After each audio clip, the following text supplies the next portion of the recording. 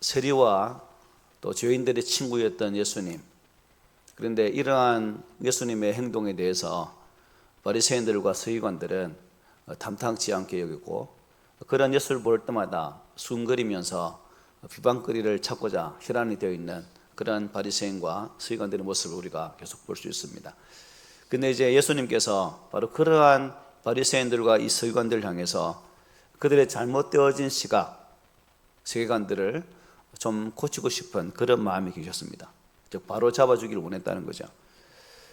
그래서 예수님은 그들에게 하나님께서 진정으로 원하시고 기뻐하신 일이 무엇인지를 알려주시려고 비유의 말씀을 지난주부터 우리가 묵상하고 있습니다. 세 가지 비유였죠. 이런 양을 찾는 목자의 비유와 이런 하나의 드라크마를 찾는 한 여자 비유, 그래서 오늘 보게 되어질 잃어버린 아들을 찾은 아버지의 비유가 바로 그것입니다. 그래서 이 세 비유의 공통점이 있습니다. 그게 뭐냐면 잃어버린 자를 찾으시는 하나님의 뜨거운 사랑 이야기다라고도 볼 수 있다는 거죠. 하나님의 뜨거운 사랑. 지난 시간에 살펴본 대로 예수님은 이런 양을 찾은 목자의 비유와 잃어버린 드라크마를 찾는 한 여인의 비유를 통해서 하나님은 잃어버린 한 마리 양을 찾아 나선 목자와 같은 분이시고 잃어버린 하나의 드라크마를 찾는 여인처럼 간절함으로 찾는 그 마음이 곧 하나님의 마음이다. 그리고 그 찾았을 때 기쁘게 친구들을 초대하고 잔치하는 그런 모습이 천국에서 한 영혼, 이 땅에서 한 영혼 돌아왔을 때 천국에서 들리는 그런 잔치와도 같다라고 말씀을 드린 바 있습니다. 그런데 주님께서는 혹시 앞에 두 가지 비유의 말씀을 듣고 사람들이 혹 오해하지 않을까 하는 그러한 생각을 하셨던 것 같습니다. 사람들은 예수님의 두 비유를 들으면서 아마도 이런 질문을 했겠죠. 그러면 죄인은 가만히 있어야만 하는가? 하나님이 우리를 먼저 찾아오셨다면 죄인은 무엇을 해야 할 것인가에 대한 질문이라는 거죠. 바로 이런 이유로 오늘 세 번째 비유가 아마 더 덧붙여 주신 말씀으로 보여집니다. 누가복음에만 이 비유가 있죠. 그래서 이 복음의 아름다운 내용이 누가복음에 기록되어 있는 것을 통해서 또 하나님께서 우리에게 귀한 도전을 주고 있다 하겠습니다. 비유 내용은 이렇습니다. 먼저 11절로 16절에 이렇게 말씀하죠. 또 이르시되 어떤 사람에게 두 아들이 있는데 그 둘째가 아버지에게 말하되 아버지여 재산 중에서 내게 돌아올 분깃을 내게 주소서 하는지라. 아버지가 그 살림을 각각 나누어 주었더니 그 후에 며칠이 안 되어 둘째 아들이 재물을 다 모아가지고 먼 나라에 가 거기서 허랑방탕하여 그 재산을 낭비하더니 다 없앤 후 그 나라에 크게 흉년이 들어 그가 비로소 궁핍한지라. 가서 그 나라의 백성 중 한 사람에게 붙여 사니 그가 그를 들로 보내어 돼지를 치게 하였는데 그가 돼지 먹는 쥐염 열매로 배를 채우고자 하되 주는 자가 없다라고 말씀하고 있습니다. 우리 이미 아마 잃어버린 탕자의 비유라는 제목으로 이 말씀을 수없이 묵상한 바 있을 겁니다. 어떤 사람에게 두 아들이 있었다는 거죠. 그런데 어느 날 둘째 놈이 아버지를 졸라서 내게 돌아올 분깃을 아버지 미리 떼어주시면 안 되겠습니까? 즉 유산을 빨리 좀 떼어달라는 그러한 둘째의 요구였습니다. 둘째 졸르는 이 둘째 아들을 향해서 아버지는 또 어떻게 거부하면 되겠는데 또 전혀 그렇지 않습니다. 졸르는 아들을 위해서 그러한 아버지가 아들에게 또 유산을 나누어 주는 것을 볼 수가 있습니다. 아버지가 아직도 멀쩡히 살아있는데 보통 유산은 아버지 돌아가실 때 그죠? 또 일찍 줄 수도 있겠지만 보통 그렇게 정리하지 않습니까? 그런데 아마 불효의 마음을 가지고 아버지 유산을 이렇게 요구한 것 같습니다. 어쨌든 아버지가 일구어 놓은 재산을 마치 당연하게 자신인 것인 양 달라고 요구하는 둘째의 모습을 우리가 볼 수가 있습니다. 이 아버지는 결국 두 아들의 유산을 나누어 주게 됩니다. 유대법에 따르면 장남에게는 두 몫을, 차남에게는 한 몫을 주게 되어 있습니다. 그러니까 두 아들이니까 장남에게는 3분의 1을, 둘째에게는 3분의 1이 각각 그 몫으로 주어질 것으로 보여지고 있습니다. 그런데 이 둘째 아들은 자기 몫의 재물을 다 모아가지고 어디로 갑니까? 아주 먼 나라로 가게 됩니다. 먼 나라로 간 것은 왜일까요? 아버지의 그늘에서 벗어나고픈 그런 마음이 안 강했겠습니까? 아버지의 영향이 없는, 그야말로 자기 마음대로 자기 뜻대로 살고자 하는 그런 욕심에 의해서 아마 먼 나라로 떠난 것으로 보여지고 있습니다. 문제는 이 아들이 규모가 없다는 거죠. 뭡니까? 전혀 계획성이 없는 천방지축의 아들이었다는 것이 문제였습니다. 아버지의 영향력에서 벗어난 그는 그야말로 허랑방탕한 삶을 통해서 재산, 유산을 받았던 그 모든 것들을 어떻게 합니까? 다 털어먹고 말죠. 엎친 덮친 격으로 마침 그 나라에 무엇이 생깁니까? 큰 흉년이 생겨서 기근을 맞이하게 됩니다. 돈이 떨어지면 곁에 있는 친구들 어땠습니까? 다 떠나가죠. 그렇게 좋아하던 사람들도 돈이 없으면 빈털털이 되면 다 떠납니다. 더군다나 타국에서 돈이 하나도 없습니다. 당연히 거지가 되는 거죠. 결국 그는 그 나라의 한 사람에게 일감을 얻어서 들판으로 나가서 뭘 하게 됩니까? 돼지를 치게 됩니다. 자, 유대인들은 돼지를 어떤 동물로 봅니까? 부정한 동물로 봅니다. 그걸 먹지도 않아요. 그러므로 돼지를 치는 직업을 얻었다는 것은 그가 사는 지역이 유대 지역이 아니라 이방 지역이라는 사실을 유추해 볼 수가 있죠. 그리고 자칭 선민 유대인이 이방인의 돼지를 칠 만큼 어떻게 해요? 신세가 말이 아니다는 겁니다. 유대인이 돼지를 치지 않는데도 불구하고 돼지를 치는 그 자리에 있게 되었다는 거죠. 심지어 배가 고파서 돼지가 먹는 쥐염 열매를 먹으려고 해도 어떻게 해요? 주는 자가 없었다 말합니다. 쥐염열을 보니까 이렇게 생겼습니다. 이게 아마 우리나라 산에도 있더라고 보니까요. 이런 거 보실 거예요. 이렇게 생겼습니다. 어쨌든 그래서 콩가 식물이죠. 그래서 주로 가축의 사료로 사용되어지는 그런 식물입니다. 참 불과 얼마 전까지만 해도 물려받은 재산으로 떵떵거리면서 마음대로 돈을 썼던 둘째 아들, 흥청망청 마시자 놀자 막 썼던 둘째 아들, 지금은 인간으로서 최소한의 존엄성도 유지할 수 없는 그러한 아주 형편없는 그러한 위치에 서고 말았습니다. 결국 당자는 혼자서 고백하죠. 우리가 영화 보면 독백, 혼자 생각할 소리 쭉 울리는 것처럼 17절입니다. 이에 스스로 돌이켜 이르되 내 아버지에게는 양식이 풍족한 품꾼이 얼마나 많은가, 나는 여기서 줄여 죽는구나. 혼자 지금 생각으로 말하고 있는 거죠. 스스로 돌이켰다. 이 말은 자기 자신에게로 돌아왔다는 의미입니다. 그러니까 자기 자신에게 돌아왔다는 뭐예요? 우리 속된 말로 빌어서 제정신이 돌아왔다라고도 이렇게 볼 수 있겠죠. 그는 아버지께로 돌아오기 전에는 먼저요, 자기가 자신에게로 돌아왔습니다. 아버지에게 가기 전에 자기 자신의 모습을 보게 되어지고, 아, 내 모양이 왜 이렇게 되었을까라고 생각을 하게 되었다는 거죠. 결국 자신을 돌아본다는 것은, 즉 자기가 자신에게로 돌아왔다는 것은 무슨 의미일까요? 회개의 출발점이 바로 여기서 시작된다는 겁니다.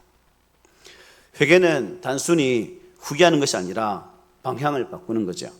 생각을 바꾸고 하나님께로 돌아오는 겁니다. 그래서 회개는 자기 자신을 참으로 돌아보는 일에서부터 출발하는 거죠. 그러므로 우리가 회개라는 의미 속에서 그냥 입술의 고백으로 회개합니다가 아니라 그 시점에서, 그 지점에서 하나님께 얹지 못했다면 그 지점에서 바로 돌이켜서 하나님께 나가는 모습이 있어져야 한다는 거죠. 자, 그러면 여러분, 무엇이 당자로 하여금 지금 자신을 돌아보게 했을까? 자기 자신을 돌아보는 그러한 기회가 무엇이었을까요?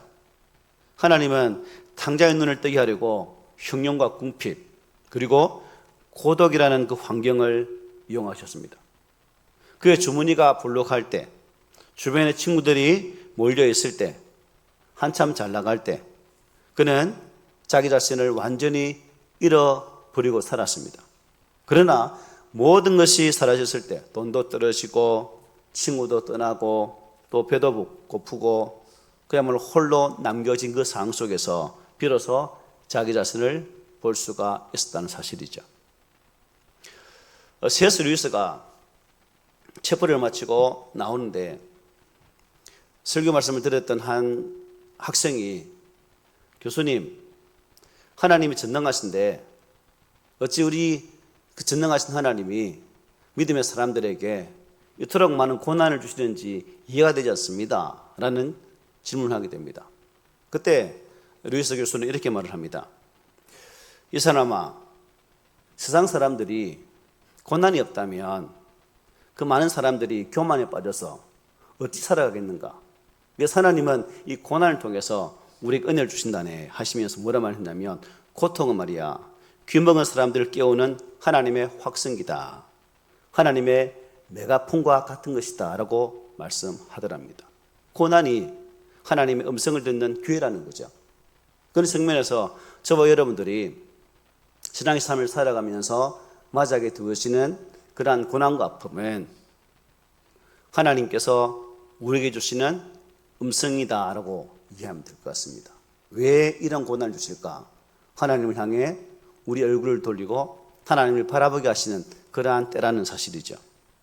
이제 아들은 말합니다. 어떻게 해요? 내 아버지에게는 양식이 풍족한 품꾼이 얼마나 많은가. 고난은 사람을 깨우는 하나님의 도구인 것 같습니다. 고난 자체가 축복은 아니죠. 누가 고난을 축복으로 이해할 수 있겠습니까? 그러나 고난을 통해서 하나님께 돌아온다면 그것이 뭐예요? 바로 은혜라는 겁니다. 저와 여러분들이 고난 속에 빠져서 허우적거리다 죽어버리면 아무 의미 없지만 그 고난 속에서 하나님을 찾으면 그것이 은혜라는 거죠. 그것이 복이라는 겁니다. 때로 우리가 가진 것 때문에 하나님과 떨어져 있다면 그리고 자기 자신을 볼 수 없다면 뭐예요? 그것은 축복이 아니라 오히려 저주라고도 말할 수 있겠죠. 우리들이 한없이 깊은 절망과 고독 속에 있다면 그래서 이 하나님을 만날 기회를 다시 얻었다면 오히려 그 시간에 감사한 우리가 되어야 되겠죠. 왜? 고난을 통해서 하나님의 은혜를 깨닫기 때문에. 저와 여러분의 영안이 열려서 우리 자신의 실상을 보기 때문에 감사한 순간이라는 거죠. 내가 얼마나 부족하고 연약하고 죄 많은 인간인지를 한순간 잊어서는 안 되는 그런 은혜의 시간이기 때문에 우리는 감사해야 된다는 겁니다. 고난은 저주가 아니라 우리를 은혜의 길로 인도하는 통로임을 믿으시기를 바랍니다. 그는 이제 자기가 의지할 수 있는 단 하나의 치유 수단 누굽니까? 이 둘째 아들에게는 믿을 것이 누굽니까? 아버지밖에 없어요. 그래서 깨닫고 어떻게 해요? 아버지에게로 돌아갈 계획을 세웁니다. 18절 19절이죠. 내가 일어나 아버지께 가서 이르기를 아버지 내가 하늘과 아버지께 죄를 지었사오니 지금부터는 아버지 아들이라 그럼을 감당하지 못하겠나이다. 나를 품꾼의 하나로 보소서 하리라. 마음에 그렇게 해야지 라고 지금 다짐을 합니다. 내가 일어나 아버지께로 가서 참된 회개는 결단이 있는 것이고 그 결단은 무엇으로 이어져야 합니까? 행동으로 이어져야 되죠. 생각만 하는 것이 아니라 실제로 돌아가는 것입니다. 오늘날 많은 사람들은 언젠가는 하나님께 돌아가야지 라고 말을 많이 합니다. 그런데 쉽게 하나님께로 돌아오지 않는 사람들이 참 많은 볼 수가 있죠. 회개는 지금 바로 오늘 하는 거죠. 하나님은 내일의 순종보다는 바로 오늘 지금의 순종을 원하시는 분이십니다. 아들은 모든 자존심을 내려놓고 이제 돌아갑니다. 이것이 바로 회개한 자의 모습이죠. 아들의 모습이 여러분 예전과 많이 달라졌죠. 아버지께로부터 유산을 받아 떠날 때의 모습과 지금 모든 것을 잃어버리고 아버지께 돌아가고자 하는 아들의 모습 완전히 180도 바뀌어진 상황입니다. 이전에 그는 아들의 자격과 권리를 앞세워서 아버지의 유산을 요구했습니다. 그러나 지금은 너무나 초라한 모습으로 감히 아버지를 배울 면목도 없는 그런 상황. 그래서 그는 자기 자신을 아버지 집에 하나의 품꾼으로 그렇게라도 가야 되겠다라고 말하고 있는 모습을 보죠. 수많은 쾌락과 즐거움 속에서 그는 이 사실을 보지 못했지만 자신에게 닥친 고난 앞에서 바로 이 사실을 깨닫게 되었다는 사실이죠. 그런데 아들이 돌아오는 것을 본 아버지는 어떻습니까? 이게 부모의 마음 같아요. 그죠? 우리 20절 다 함께 읽어볼까요? 시작. 이에 일어나서 아버지께로 돌아가니라. 아직도 거리가 먼데 아버지가 그를 보고 측은히 여겨 달려가 목을 안고 입을 맞추니. 여기에 나오는 아버지의 모습은 어떻습니까? 일반적인 아버지 모습과 좀 다르다, 그죠? 우리가 영화의 한 장면을 생각해 봅시다. 자, 아들이 아버지에게 못된 짓을 하고 길을 떠났다. 자, 그런데 이제 그 아들이 아버지께 돌아온다는 거죠. 그러면 대문 밖에서 쏟아지는 비 가운데 무릎을 꿇고 아버지 저를 용서해 주십시오 라고 막 맨날 며칠을 용서를 구하는 그 상황 속에서 어느 날 갑자기 아버지가 문을 쭉 열면서 야 이놈아 이제 네 잘못 알았냐? 에이고 진작에 돌아오지 똑바로 살지 라고 하는 그 보통 이런 모습인데 성경은 그렇지가 않았죠. 바로 찾아옵니다. 저는 이 대목에서 거리가 먼데 아버지가 그를 보고 달려왔다는 것을 보면서 우리나라도 이런 거 많잖아요. 그죠? 어떤 때 이런 게 많이 합니까? 아들이 군대 갔다가 쳐들고 올 때 우리 우스갯소리 많잖아요. 쳐들고 나올 때는 아버지 엄마가 맨발로 뛰어나오고 두 번째 휴가 나올 때는 왔나 하고 세 번째 휴가는 왜 왔노? 이런 식으로 똑같은 거죠. 그런 모습을 그려 볼 수 있다는 겁니다. 어쨌든 그러나 예수님 여기에서 비유하시는 아버지는 누굽니까? 하나님이죠. 인간 아버지를 뛰어넘는 사랑만하신 하나님을 비유해서 말씀하고 계세요. 아직도 거리가 먼데 아버지가 그를 보고 아들이 돌아오는 것을 본 아버지는 측은히 여겨서 달려가 목을 안고 입을 맞춥니다. 아들이 돌아오는 것을 먼저 발견한 분이 누구예요? 아버지입니다. 아마 아버지는 아들이 집목 챙겨 집을 나간 그 순간부터 동문 밖을 바라보면서 요놈이 오늘은 오나 내일은 오나 얼마나 기다렸겠습니까? 그런데 그렇게 학습고대하던 아들이 저 먼 데서부터 터벅터벅 걸어오는 모습을 보고 아 저놈이 내 아들이네 하며 뛰어가서 안아주는 그 모습을 우리 그려볼 수 있죠. 아들이 참 용서를 구하기 전에 이미 용서를 하시고 마음 먹으신 아버지께서 그 아들을 향해 뛰어가는 장면입니다. 그가 돌아온다는 그 사실 하나가 아버지는 이놈이 바로 회개하고 돌아오는구나 라는 그 마음으로 받으신 거죠.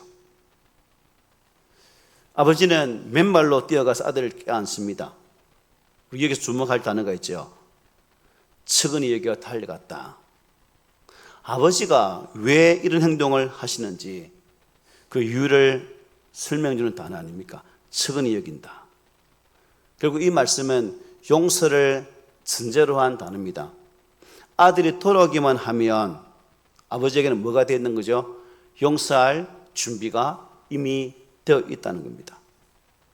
이미 용서해 놓으시고 기다리시는 분이 바로 이 아버지였다는 거죠. 이 하나님의 마음을 잘 표현한 예언자가 있죠. 바로 예레미야 선지자입니다. 예레미야 31장은 이렇게 말합니다. 에브라임은 나의 사랑하는 아들 기뻐하는 자식이 아니냐. 내가 그를 책망하여 말할 때마다 깊이 생각하노라. 그러므로 그를 위하여 내 창자가 들끓으며 내가 반드시 그를 불쌍히 기리라. 여호와의 말씀이니라고 말씀하고 있습니다. 잘못을 책망하시지만 그에 대한 사랑은 뭐예요? 변함이 없다는 겁니다. 여러분, 애간장이 탄다는 말이 뭐예요? 애가 뭡니까? 창자 아닙니까? 간장은 우리 간 아닙니까? 간.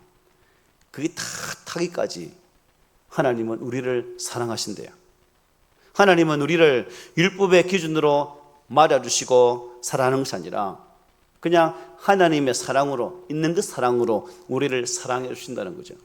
한 영혼이 하나님 곁을 떠났을 때는 애간장이 타도록 그렇게 기다리시다가 그를 보는 순간 하나님 뜨거운 사랑으로 맞이해 주신다는 사실을 잘 말씀해 주고 있습니다. 여러분, 저와 여러분들이 어렵기 때문에 하나님이 맞이해 주는 것이 아니라 우리가 회개하고 돌아올 때에 있는 모습 그대로 말해주시는 분이 바로 우리 하나님이십니다. 아버지가 자신을 안아주었을 때 여러분 당자는 마음에 계획한 대로 말을 하게 되죠. 혼자 독백했지 않습니까? 근데 집에 가면 아버지께 이렇게 말해야지. 아들이 이르되 아버지 내가 하늘과 아버지께 죄를 지었사오니 지금부터는 아버지 아들이라 일컬음을 감당하지 못하겠나이다. 아버지 저는 아들이 아닙니다. 아들이라고 생각하지 마십시오. 그냥 아버지 집에 있는 종처럼 그렇게 생각해 주십시오 라고 말합니다. 하늘과 아버지께 죄를 지었다는 고백, 여러분 참 감히 아들로서의 대접을 받을 수 없는 존재임을 고백하고 있는 부분 아닙니까? 저는 이 고백이 위선이 아니라 정말 이 둘째 아들의 마음을 다한 고백이었지 않았을까. 이미 앞부분에서 독백을 했고 그 독백 속에 아버지를 만나게 되어지고 아버지를 만났을 때 재차 이제 입술로 고백했기 때문에 이 고백은 자기의 마음을 다한 회개의 고백이다라고 볼 수 있는 거죠. 과거를 정리하는 일에 대해서 세상이 우리에게 가르치는 방법이 있습니다. 세상은 우리에게 두 가지로 말을 하죠. 그게 왜 죄냐? 그런 것은 뭐 죄가 될 수 있나? 그냥 잊어버리고 살아. 그게 뭐라고? 라고 말할 때도 있고 또 뭡니까? 그냥 아무것도 아니야. 덮어버려. 라고 말할 때도 있다는 거죠. 죄는 여러분 덮는다고 없어집니까? 아니죠. 반드시 해결해야 됩니다. 성경은 그렇게 말하지 않죠. 적당히 얼버무리지 않습니다. 하나님 앞에 반드시 회개하라고 말씀합니다. 오늘 당자의 모습을 보십시오. 내가 하늘과 아버지께 죄를 지었사오니 하면서 하나님과 아버지 앞에 선 자신의 이 부끄러운 죄된 모습을 그대로 고백하고 있습니다. 자기의 영혼의 벌거벗음과 공고하고 가련한 모습을 솔직하게 인정하고 있다는 거죠. 이것이 하나님 앞에 나아가는 자의 진정한 모습이라는 거죠. 여러분, 변명은 삶을 결코 변화시킬 수가 없어요. 진정한 변화는 새로운 삶은 즉 참된 회개에서부터 출발한다는 겁니다. 하나님 앞에 솔직히 회개할 수 있는 용기를 가질 수 있는 우리 모두가 되었으면 좋겠습니다. 돌아온 아들의 고백을 들은 아버지의 반응이 어떻습니까? 22절 3절이죠. 아버지는 종들에게 이르되 제일 좋은 옷을 내어다가 입히고 손에 가락지를 끼우고 발에 신을 신기라. 그리고 살찐 송아지를 끌어다가 잡으라. 우리가 먹고 즐기자라고 말합니다. 자, 아버지는 종들에게 제일 좋은 옷을 입힙니다. 옷을 입힌다는 것은 무슨 의미라고 말씀드렸죠? 아들로서의 신분을 나타낸다고 말씀드렸죠. 예수 안에 있으면 이게 결국 무슨 옷입니까? 의의 옷으로 볼 수 있는 거죠. 그리고 손에 가락지를 끼운다는 것은 무슨 의미였죠? 새로운 언약을 뜻하는 것으로서 아들의 신분이 회복되었다는 것을 의미해요. 그리고 신발을 신긴다는 것은 새로운 출발. 야, 이제는 너는 종이 아니야. 내 아들이야. 라는 선서입니다. 그리고 살찐 송아지를 잡아 잔치를 벌였다는 것은 앞에 두 비유 마찬가지로 바로 그런 잔치죠. 주인 하나가 회개하고 돌아오면 하늘나라에서 특별한 잔치가 벌어지는 그 모습을 이렇게 표현을 해주고 있습니다. 그리고 아버지는 이렇게 선언하죠. 우리 함께 읽습니다. 시작. 이 내 아들은 죽었다가 다시 살아났으며 내가 잃었다가 다시 얻었노라 하니 그들이 즐거워하더라. 아버지는 돌아온 아들을 품꾼의 하나가 아니라 죽었다가 다시 살아온 아들로 받아줍니다. 단지 떠났다가 돌아온 그런 아들이 아니라 죽었다가 다시 살아난 아들로 표현을 하고 있습니다. 하나님의 사랑에서 떠난 자는 결국 뭐예요? 죽은 사람이죠. 이 말씀에 의하면. 그러나 회개하고 하나님께 돌아오는 자, 곧 용서받은 자의 새로운 인생이 시작되는 것은 바로 죽었다가 살아난 자라고 볼 수 있는 거죠. 저와 여러분들이 바로 그런 자들 아닙니까? 예수 밖에 있을 때는 영원히 죽음의 길로 가는 자들이었습니다. 하지만 예수를 만난 이후에 영원한 죽음에서 새로운 생명의 삶을 살고 있는 살아있는 자의 삶이 되었다는 사실입니다. 여기서 우리가 주목해야 할 한 가지가 있죠. 그것은 돌아온 아들에 대해서 아버지는 과거의 잘못을 들추어 내어서 책망하는 말을 전혀 하지 않았다는 겁니다. 우리는 그런 사람 돌아오면 교훈의 말을 하지 않습니까? 설교하지 않습니까? 야, 이렇게 해야 되고 저렇게 하지. 야, 뭐 어쩌고 저쩌고 말하잖아요. 그런데 그런 말이 전혀 없습니다. 아버지는 그저 기뻐하면서 잔치를 열어줍니다. 이것이 여러분 진정한 사랑 아닐까요? 그 사랑 안에서 이 아들이 새롭게 변화되는 거죠. 이것은 오늘날 우리에게 많은 시사점을 주고 있습니다. 우리는 용서한다고 하면서도 그 용서의 시점에서 어떻게 합니까? 과거를 많이 들추어냅니다. 다시는 같은 죄를 반복하지 않도록 다짐을 받는 일을 왕왕 하기도 하죠. 그것은 사람을 변화시키는 것이 아니라 새롭게 그 마음속에 아픔을 주는 그런 결과를 가져오기도 하죠.